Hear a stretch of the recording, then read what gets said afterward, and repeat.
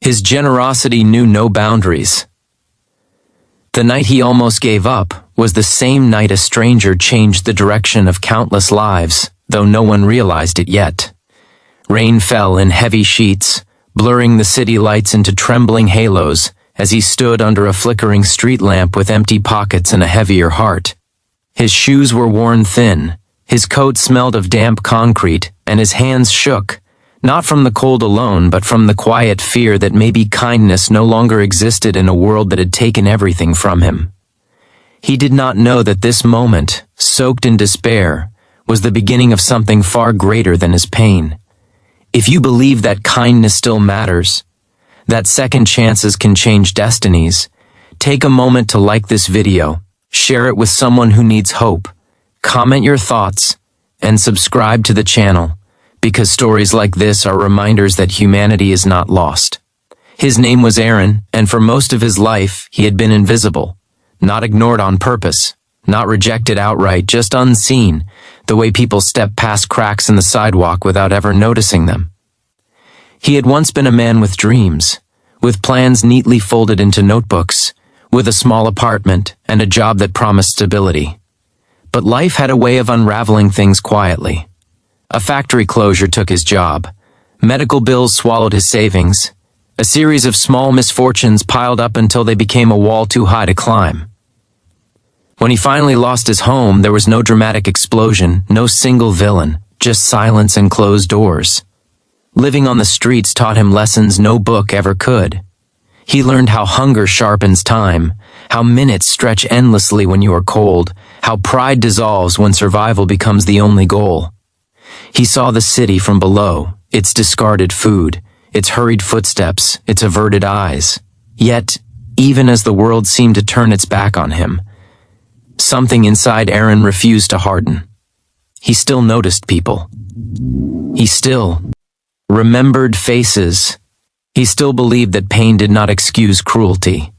Every morning, he woke before dawn, not because he wanted to, but because sleeping too long meant missing opportunities.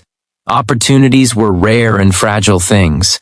A half day of labor unloading trucks, a cup of coffee offered by a tired cafe worker, a smile from a stranger that reminded him he still existed. On one such morning, as the sky shifted from black to gray, he noticed an elderly woman struggling with her groceries near a bus stop. He had nothing, no money, no food, no shelter, but he had time and strength. Without hesitation, he carried her bags, walking slowly beside her until she reached her apartment building. She tried to press a few coins into his hand, but he shook his head and smiled. The relief on her face was payment enough. That was the pattern of his days. Aaron gave what he could, even when he had nothing to spare. He shared food with others who were hungrier than him. He offered his jacket to a shivering teenager who had run away from an abusive home. He listened to stories, long, painful stories, because sometimes being heard was the greatest gift of all. People began to recognize him, not by name, but by presence. He was the man who helped without asking, the man who stayed when others walked away. Yet generosity does not erase suffering. At night, when the city grew quiet and the cold crept deeper into his bones, doubt whispered cruel questions. What was the point of giving when he himself was breaking? How long could kindness survive without reward?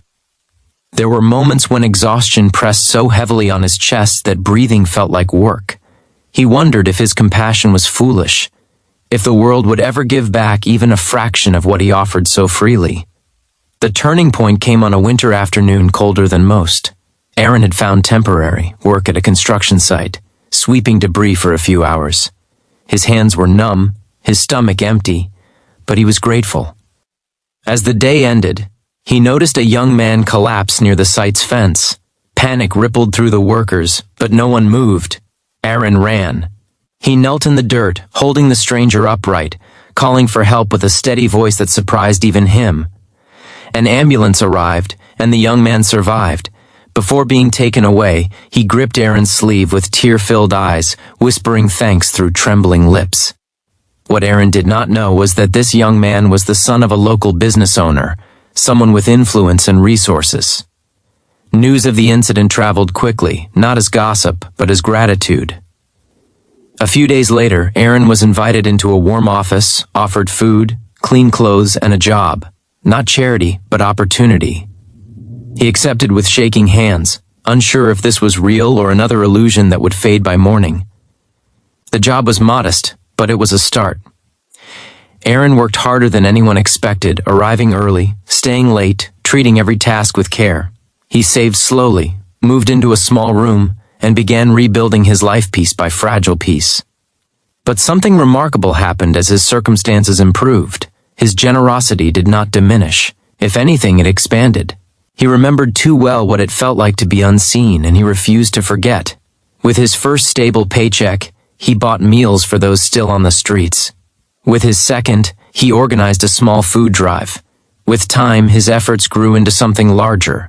A network of volunteers, local shops donating leftovers, people coming together not because they had to, but because they wanted to. Aaron never stood at the center asking for praise. He worked quietly, consistently, believing that kindness did not need an audience to matter. Years passed, and the city slowly changed, not because of policies or headlines, but because of small acts repeated daily. People who once crossed the street to avoid the homeless now stopped to help. Teenagers volunteered. Businesses contributed. All of it. Traced back in subtle ways to one man who had given even when he had nothing. His generosity knew no boundaries, not of wealth, not of status, not of circumstance. There were setbacks, of course. Funding ran low. Volunteers burned out. Aaron himself faced moments of deep fatigue, memories of the streets resurfacing like ghosts. But every time doubt returned, so did reminders of impact. A former runaway now in school. A struggling family fed through winter. A once-forgotten man now standing tall with purpose. These were not miracles. They were results. Near the end of his journey, Aaron stood once more under a street lamp, much like the one where he had nearly given up years before. This time, the rain felt different, cleansing rather than crushing. He watched as volunteers loaded food into trucks, laughing, tired, alive with meaning. He understood then that generosity was not about saving others. It was about connecting, about refusing to let suffering isolate us from one another. If this story has touched your heart, if it reminded you that even the smallest act can ripple outward in ways we may never fully see, please take a moment now to like the video, share it with someone who needs encouragement, and subscribe for more stories that celebrate humanity. And before this story ends, I have one special request. Please comment below and tell us, do you believe kindness can truly change the world? Aaron never became famous. His name did not appear in headlines or history books. But somewhere in that city, every day, kindness continued to move, quietly, persistently, because one man, when he had nothing, chose to give everything he could.